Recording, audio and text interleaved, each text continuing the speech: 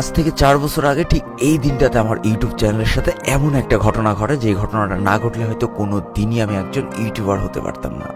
সেই দিন হয়তো খুব সামান্য ছোট্ট একটা ইউটিউবার ছিলাম বলে এত হাজার হাজার সাহায্য চেয়েও কেউ সাহায্য করিনি, কিন্তু লড়াইটা আমি একাই লড়েছিলাম।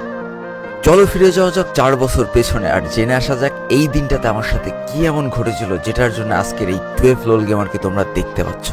তো বেশি ব্যাকপ্যাক না করে ছোট্ট একটা ইন্ট্রো দিয়ে আজকের ভিডিও শুরু করা যায়।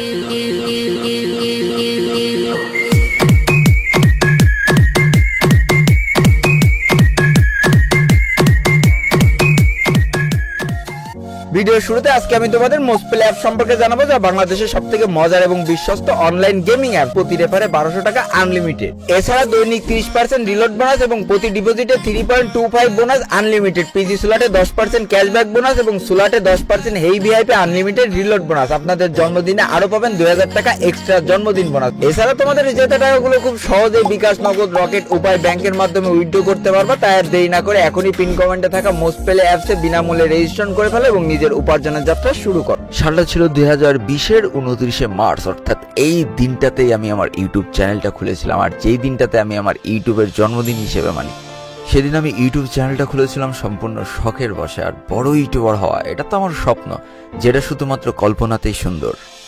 কথায় আছে না, লোহা আগুনে পোড়ানোর পরে হাতুড়ি দিয়ে না পেটানো পর্যন্ত যেমন শক্ত হয় না, তেমন আঘাত না পেলে মানুষ কখনোই পারফেক্ট হয় না। ঠিক তেমনই প্রথম দিকে আমিও পারফেক্ট ছিলাম না, কিছু জানতামও না, কিছু বুঝতামও না। তবে কারোর কাছে সাহায্য চেয়ে কখনো নিজেকে ছোট করিনি, কারণ আমি খুব ভালো মতোই জানতাম ইউটিউব একটা লড়াই, আর এই লড়াই আমার একাই লড়তে হবে। আর আমি জানতাম জীবনযুদ্ধের প্রত্যেকটা লড়াই হয় কষ্টের এবং যন্ত্রণা, আর যেটাকে মেনে নিয়েই আমি ইউটিউব জীবনের যাত্রা শুরু করে দিই। ভিডিও তো ছাড়া শুরু করে দিয়েছিলাম, কিন্তু লজ্জায় কখনো কাউকে বলতে পারিনি যে আমার একটা ইউটিউব চ্যানেল আছে, যে সাবস্ক্রাইব করে দিয়ে আসো। সত্য যে বেশি দিন চাপা থাকে না, সেটা আমি তুমি সকলেই জানি। আর সেদিন আমার সাথেও এটাই ঘটেছিল। আমি খুব বেশি দিন নিজেকে আড়াল করে রাখতে পারিনি। আমার বন্ধু বান্ধব, এলাকার চারিপাশে সবাই জেনে গিয়েছিল যে আমি ইউটিউবে ভিডিও আপলোড করা শুরু করেছি। আর এটাই ছিল যন্ত্রণার প্রথম কারণ। যখন সবাই জানাজানি হয়ে গেল তারা সাপোর্ট করবে কি, তারা আমার দিকে হাসাহাসি করতো, নিজেকে একটা সময় জোগাড় মনে হতে লাগলো। আর এটা থেকেই শুরু হলো আমার লড়াইয়ের প্রথম যন্ত্রণা। অবাক হচ্ছে যে কেন? প্রথম দিকে বলেছিলাম না যে একদিনে কেউ পারফেক্ট হয় না। ইউটিউব জগতে পা রাখার সাথে সাথেই কিন্তু আমি আর পারফেক্ট হয়ে যাইনি। তখন আমার ভিডিওর কোয়ালিটি ভালো ছিল না, গেম খেলার জন্য ভালো ডিভাইস ছিল না, এডিট করার জন্য ভালো কম্পিউটার ছিল না। আর এটা নিয়েই আমার পাড়া প্রতিবেশী, আমার বন্ধু বান্ধব, এমনকি কমেন্ট বক্সে 2-1টা অডিয়েন্সে এসে আমাকে নিয়ে মজা নিত। একটা সময় তো আমি লজ্জায় বাসা থেকে বের হয় বন্ধ করে দিই, কারণ আমি বাসা থেকে বের হয়ে কোথাও গেলেই আমাকে সম্বোধন করে বলা হয়তো, ওই দেখ ইউটিউব বাল চলে এসেছে। কথাগুলো মনে পড়লে এখনো গালরম শিউরে ওঠে। বাদ দিয়ে দিলাম সবার সাথে মিশা, বন্দী হয়ে গেলাম 4 দেওয়ালের মাঝখানে। মানুষের অপমান, কমেন্ট বক্সে 2-1টা গালি, আর বন্ধু বান্ধবদের তুচ্ছ তাচ্ছিল্যকে নিজের জেদে পরিণত করলাম। আমি যতবার আঘাতপ্রাপ্ত হয়েছি ততবার দ্বিগুণ শক্তি নিয়ে ফিরে এসেছি। এই জন্য আমার ইনিমিদের একটাই কথা বলবো, আঘাত করার আগে একটাবার ভেবে নিও। তারপর থেকে আমি যেন ইউটিউবে আরো বেশি রেগুলার হয়ে গিয়েছিলাম। একের পর এক ভিডিও আপলোড করে যেতাম আর নিজেকে পারফেক্ট করে তোলার চেষ্টা শুরু করে দিয়েছিলাম। এরপরে 2020 সালের মার্চ মাস থেকে শুরু করে 1 মাস, 2 মাস, 3 মাস, 4 মাস, 5 মাস, এই করতে করতে পার করে ফেললাম 8টি মাস। আর আমার জীবনে চলে আসলো 2020 সালের সেই নভেম্বর মাস। আর এই আঘাত পেতে পেতে নিজেকে প্রায় অনেকখানি শক্তও করে ফেলেছিলাম। নিজের কনফিডেন্সও ভালো হয়ে গিয়েছিল। তাই যদি কখনো কেউ ইউটিউবার বলে সম্বোধন করতো, আমি একটু মুস্কি হেসে আর কি ঠাট্টায় মেতে উঠতাম তাদের সাথে। আর যতবারই আমি ইউটিউবাল শব্দটি শুনতাম, ততবারই আমার মনের মধ্যে জেদের আগুন দাও দাও করে ফুটতো। আর মনে হইতো যে ইউটিউবাল শব্দটারে আমি ইউটিউবারে রূপান্তরিত করবই। এই করতে করতে হঠাৎ একদিন জানতে পারলাম যে বারমুডা ম্যাপটা হয়তো পরিবর্তন হয়ে যাবে, আমাদের পছন্দের পিকটা পরিবর্তন হয়ে যাবে। আর বিশ্বাস করো, তখন ছিল এই গেমটা আমার কাছে সব থেকে বেশি ইমোশনের একটা জায়গা। স্টুডেন্ট পড়ানো টাকা জমিয়ে গেম খেলার জন্য ফোন কিনা, পাড়ার গলিতে বসে গেম খেলার জন্য আঙ্কেল আন্টিদের কাছে গাল খাওয়া, জীবনে প্রথম রাত জাগতে শেখার, ইউটিউবে ভিডিও ছেড়ে বন্ধু বান্ধবদের কাছে হাসির পাত্র হওয়া, সবই তো এই ফ্রি ফায়ার গেমটার জন্য। তাই সেই ইমোশনের জায়গা থেকে যেদিন শুনেছিলাম এই বারমুডা ম্যাপটা আর থাকবে না, এই পিকেট আর থাকবে না, সেই দিন অনেক কষ্ট পেয়েছিলাম আর একটা ভিডিও বানিয়েছিলাম। আর এটা ছিল আমার জীবনের যন্ত্রণার দ্বিতীয় ধাপ এবং সব থেকে বেশি কষ্টের জিনিস। জীবনের প্রথমবারের জন্য ভিডিও ভাইরাল তো হয়ে গিয়েছিল, যেটার জন্য 9টা মাস কষ্ট করে বসেছিলাম। তবে আফসোস, ভিডিওটা চুরি হয়ে গিয়েছিল। তখন যেহেতু ফেস ক্যাম দিয়ে ভিডিও বানাতাম না, আর সাবস্ক্রাইবার ছিল সে তো মাত্র 123টা, তাই সেদিন কেউ আমাকে চিনতে পারেনি।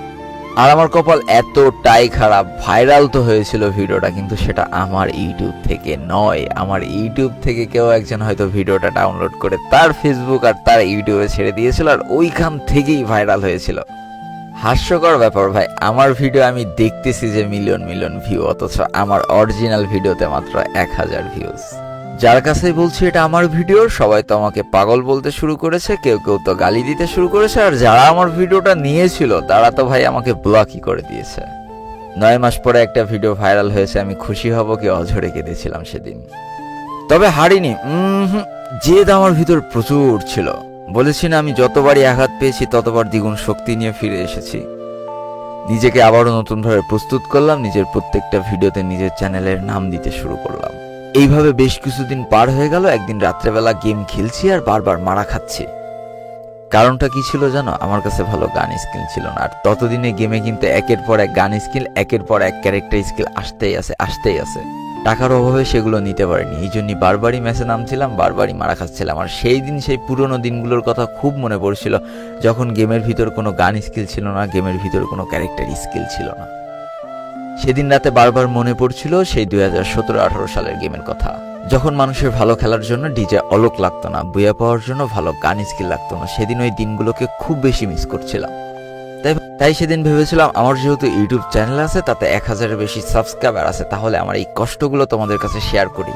তবে শেয়ার করতাম কিভাবে? 2017-18 সালের দিকে আমার কাছে তো ভালো কোনো ডিভাইস ছিল না যে তাতে গেম প্লে করে আমি রেকর্ড করে রেখে দিয়েছিলাম। থেকে এক বড় ভাইয়ের ভিডিও ডাউনলোড করে নিয়েছিলাম, আর তার কাছ থেকে পারমিশনও নিয়ে নিয়েছিলাম। আর সেদিন ওই ভিডিওর উপরে আমার এই কষ্টের কথাগুলো তোমাদের কাছে শেয়ার করেছিলাম। তারপরে আর কি, বিকেল 5টা বাজে ভিডিওটি আপলোড করে দিলাম। এরপরে স্টুডেন্ট পড়াইতে চলে গেলাম, বাসায় এসে খানিকক্ষণ গেম খেলে ঘুমাই পড়লাম। সকালবেলা ঘুম থেকে উঠে চোখ মুছতে মুছতে ইউটিউব চ্যানেলে ঢুকে দেখি বুম, 75,000 সাবস্ক্রাইবার। তবে এই খুশিটা বেশিক্ষণ ধরে রাখতে পারিনি, কারণ ততক্ষণে আমার সামনে চলে এসেছিল আরো একটি নতুন লড়াই। একের পর এক জিমেল, একের পর এক থ্রেড, তুমি অন্যের ভিডিও কেন ইউজ করেছো, তোমাকে কপিরাইট স্ট্রাইক দেওয়া হবে, তোমার চ্যানেল উড়িয়ে দেওয়া হবে, শিগগিরই টাকা দাও, না হলে তুমি পারমিশন কেন নিলে না। আমি তো পুরো আকাশ থেকে পড়লাম, পারমিশন তো নিয়েছি, একের পর এক তাকে মেসেজ দিচ্ছি, কোনো রিপ্লাই নেই, কি হলো? আমি তো পুরো অবাক। সেদিন খালি ভেবেছিলাম মানুষ এমন কেন, একটা মানুষ উপরে উঠতে গেলে তাকে সবাই মিলে টেনে ধরে কেন নিচে নামানোর চেষ্টা করে। দেওয়ার মতো টাকা ছিল না, কষ্ট শেয়ার করার মতো মানুষ ছিল না। সেদিন আবারও একা একা কেঁদেছিলাম। আসলে তখন নতুন ইউটিউবার ছিলাম তো, একেবারে অবুঝ ছিলাম, যে যেমন বোঝাচ্ছিল তেমনই বুঝছিলাম। কতখানি অবুঝ ছিলাম যে কপিরাইট স্ট্রাইক পলিসি সম্পর্কে জানতাম না। আমি তার কাছ থেকে পারমিশনও নিয়েছিলাম, ভিডিওতে ক্রেডিটও দিয়েছিলাম, ডিসক্রিপশনে ক্রেডিটও দিয়েছিলাম, কিন্তু এই মানুষের ভয়তে, মানুষের থ্রেটে আমি সেদিন ওই ভিডিওটা ডিলিট করতে বাধ্য হয়েছিলাম। সেই দিনটার কথা আমার স্পষ্ট মনে আছে, যখন আমি ইউটিউব স্টুডিও ঢুকে এই ভিডিওটা ডিলিট করছিলাম, তখন আমার হাত থরথর করে কাঁপছিল, আর চোখ দিয়ে অনর্গল পানি টপ টপ করে বেয়ে পড়ছিল, কিন্তু করার কিছুই ছিল না, কারণ আমার দেয়ালে পিঠ ঠেকে গিয়েছিল। একটা দীর্ঘ নিঃশ্বাস নিয়ে ডিলিট করেই ফেললাম অবশেষে ভিডিওটা। চিন্তা করে দেখো, যেখানে এক রাত্রে 75,000 সাবস্ক্রাইবার পেয়ে গিয়েছিলাম, তাহলে আর কিছুদিন রাখতে পারলে আমি কোন জায়গায় পৌঁছে যেতাম। তবে ভাই, 75,000 সাবস্ক্রাইবার আমার ওই একটা ভিডিও দেখে যে লেভেলের ডাই হার্ট ফ্যান হয়ে গিয়েছিল না, উফ, আমি ওদেরকে কোনো দিনও ভুলতে পারবো না। বিশ্বাস করো, আমার বন্ধুরা আমাকে দেখে মজা নিয়েছে, আমার এলাকাবাসী আমাকে ছোট বড় কথা বলেছে, ইউটিউবের রোস্টাররা আমাকে নিয়ে মজা নিয়েছে, কিন্তু এই যে সাবস্ক্রাইবাররা, এরা আমাকে কোনোদিন নিরাশ করেনি। 75,000 থেকে 1 লাখ, 1 লাখ থেকে 2 লাখ, 2 লাখ থেকে 5 লাখ, 5 লাখ থেকে একদিন 1 মিলিয়ন কমপ্লিট করে দিল। কত মানুষ যে আমাকে টেনে নামানোর চেষ্টা করেছে, সেই ইতিহাস গোপন থাকায় ভালো। কিন্তু আমাকে যতবার টেনে নামানোর চেষ্টা করেছে, আমার অডিয়েন্স আমাকে টান দিয়ে তার থেকে দ্বিগুণ উপরে তুলে দিয়েছে। যতবার আঘাতপ্রাপ্ত হবা, দ্বিগুণ শক্তি নিয়ে আবার ফিরে আসবা। মনে রেখো, প্রত্যেকটা ভুলই কিন্তু আমাদের কিছু না কিছু শেখায়। তোমাকে হেরে গেলে চলবে না, তোমার লড়াই তোমার একাই লড়তে হবে। একা একা লড়তে লড়তে একদিন দেখবা তোমার পিছনে এত মানুষ দাঁড়িয়ে গিয়েছে যে তোমাকে আর টেনেও নিচে নামানো যাচ্ছে না। মনে রেখো, শিখতে হয় সবসময় মাথা নিচু করে, কিন্তু বাঁচতে হয় মাথা উঁচু করে। এটাই জীবনের মূল মন্ত্র। তো আজকের ভিডিওটা এই পর্যন্তই ছিল। ভিডিওটি ভালো লাগলে অবশ্যই একটা লাইক করে ফেলো, কমেন্ট করো, বন্ধুদের কাছে শেয়ার করে দিও। আর যদি আমার চ্যানেল নতুন হয়ে থাকো, চ্যানেলটিকে সাবস্ক্রাইব করে পাশে থাকা বেল আইকনে ক্লিক করে ফেলো, আর আমাদের এই সুখী পরিবারের একজন মেম্বার হয়ে যাও।